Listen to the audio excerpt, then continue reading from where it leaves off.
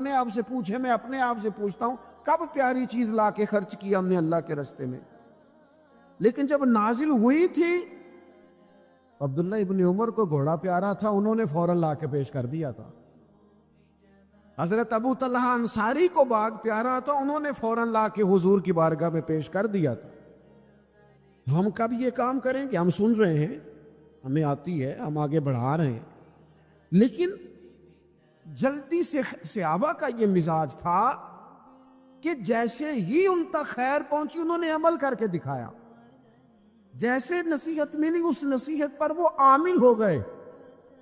امام جعفر صادق رضی اللہ تعالیٰ عنہ سے ایک شخص نے پوچھا، حضور میں دین کی خدمت کرنا چاہتا ہوں، تبلیغ کرنا چاہتا ہوں، کوئی طریقہ بتائیں۔ بہت سارے لوگ ہیں آج کل جو یہ چاہتے ہیں، کہا جناب مجھے نہ کوئی آپ نسخہ بتائیں، کوئی سلیقہ بتائیں، میں دین کا کام کرنا چاہتا ہوں، دعوت خیر دینا چاہتا ہوں، کوئی طریقہ بتائیں۔ تو سیدنا امام جعفر صادق رضی اللہ تعالیٰ عنہ فرمانے لگے، آسان طریقہ ہے، اور بغیر کسی فلسفے کے، بغیر کسی الجھی ہوئی گتھی کے، سلجھی ہوئی بات ہے، بالکل طے۔ تو دین کی تبلیغ کرنا چاہتے ہو؟ اس نے کہا، تو فرمانے لگے بڑا آسان نسخہ ہے، اگر تو دین پھیلانا چاہتا ہے، تبلیغ کرنا چاہتا ہے، تو دین پر عمل کرنا شروع کر دے۔ عمل کے بڑے اثرات ہوتے ہیں۔ عمل، حضرت باجید بستامی فرمایا کرتے تھے، جس نے ہماری خاموشی سے کچھ نہیں سیکھا وہ ہماری تقریر سے کیا سیکھے گا۔ یہ جو عمل ہوتا ہے یہ اتنی بڑی خاموش تبلیغ ہے، اتنی بڑی۔ امام جعفر صادق فرمانے لگے تو عمل کر، وہ تیرا عمل کرنا۔ آپ پڑھیں گھر میں نماز، آپ کے بچوں کو شوق ہو جائے گا، آپ کھولیں گھر میں قرآن مجید، آپ کے بچوں کا دل لگ جائے گا۔ آپ بیٹھیں تسبیح لے کے کہ آج میں نے آدھا گھنٹہ محبوب کی بارگاہ میں درود و سلام عرض کرنا ہے، بچوں کی طبیعت لگ جائے۔ عمل جو ہوتا ہے اس کا فیض بٹتا ہے، نیکی میں آگے بڑھنے کی جد و جہد، کوشش کرنا کہ میں ذرا خیر کے کام میں آگے نکلوں۔ کیا کہا حضرت عمر نے؟ کبھی ہم سنتے ہیں باتیں، کبھی اس کی گہرائی میں اترو نا۔ سیدنا فاروق اعظم فرماتے ہیں میری ساری عمر دوڑ لگی رہی کہ میں ابو بکر صدیق سے نیکیوں میں آگے نکل رہا، ساری زندگی میری دوڑ رہی، جد و جہد رہی کہ میں ابو بکر صدیق سے آگے۔ 2.5% زکوٰۃ ہے، عمر کہتے ہیں میں 50% لے کے آیا تھا، لیکن میں 50% پہ پہنچا تھا تو ابو بکر 100% پہ پہنچ گئے تھے، وہ سارا ہی لے آئے تھے۔ میری دوڑ رہی، یہاں بھی دوڑ ہے، میری عزت کرو، میرے آنے پہ کھڑے ہو جاؤ، معاذ اللہ میرا اکرام کرو، میں فلاں صاحب ہوتا ہوں۔ قبیلے میں، برادری میں، سوسائٹی میں، سماج میں یہ نام رکھتا ہوں، میں فلاں سیاسی، سماجی، فلاحی، رفائی تعارف رکھتا ہوں، میرا فلاں معاملہ ہے۔ یہ اس مزاج میں دوڑ لگ گئی،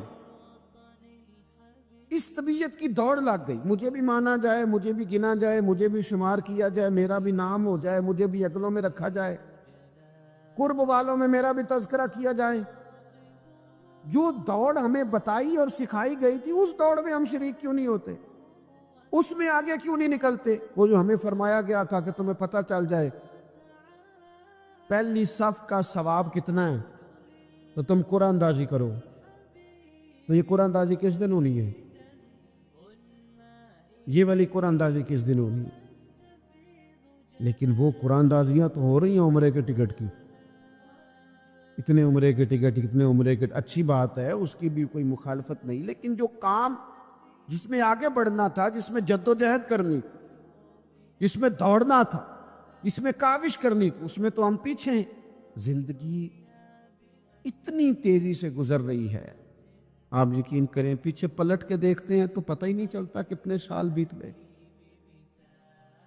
بھی ایسے لگتا ہے کل ہی تو بھی داخل کرایا تھا گھر والوں نے اسکول میں، ابھی اگلے دن کی بات ہے دارالعلوم میں داخل ہوئے تھے اور اتنے سال بیت گئے، اتنا وقت گزر گیا۔ ہم عجیب مزاج کے لوگ ہیں، یہ چاہتے ہیں کہ ہمارے بچے بڑے ہو جائیں، یہ نہیں چاہتے کہ ہم بوڑھے ہو جائیں۔ دیکھیں اگر بچے بڑے ہوں گے تو لازمی نتیجہ ہے کہ ان کے بڑے، لیکن ہم دونوں باتوں میں अपना मिजाज रखते हैं, बच्चे भी बड़े चाहिए हमें, और हम खुद भी अपने आप को बूढ़ा तस्लीम करने को तैयार है। माशाल्लाह जी मेरा बेटा जवान हो गया, तो जनाब आप क्या हो गए? अब आप भी तो बताएं ना, आप कहाँ पहुंच गए? वो क्या दौर था जब कहते थे मेरे बेटे को मेरा जूता पूरा आने लगा है। जैसे जैसे बच्चे बड़े होते थे, वालिदैन के लहजे में ठहराव आता था, उनकी 5 नमाजों के साथ तहज्जुद भी शुरू होती थी, इशराक और चाश्त भी शुरू होती थी। वो चाहते थे कि हमारे बच्चे हमें ज़्यादा से ज़्यादा खैर करता देखें। वो अपने लफ्ज़ों पर, जुमलों पर, ज़ुबानों पर, अंदाज पर कंट्रोल करते थे। मियाँ बीवी एक दूसरे से कहते थे अब लड़ना नहीं है, बच्चे असर कबूल करते हैं, बड़े हो गए, अब हमें माहौल और तरह का बनाना है। कब आगे निकलेंगे नेकियों में? कब हम जद्दोजहद करेंगे? तब हम ये वाला काम करेंगे कि नहीं अब मुझे संवर जाना चाहिए, नहीं अब मेरे अंदर मुस्बत तब्दीली आनी चाहिए, नहीं अब मिजाज में हिल्म, बुर्दबारी, वकार, वज़ादारी, ये चीज़ें मुझे पैदा करनी चाहिए। कब बचपना ख़त्म होगा?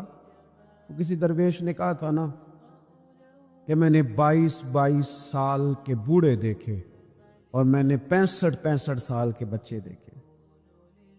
कहा जनाब क्या माना? कहने लगे माना यह है कि बुजुर्गी समझ के साथ होती है, उम्र के साथ थोड़ी होती है। तो समझ के साथ है, जिस दौर में समझ आ गई, शऊर आ गया, समझ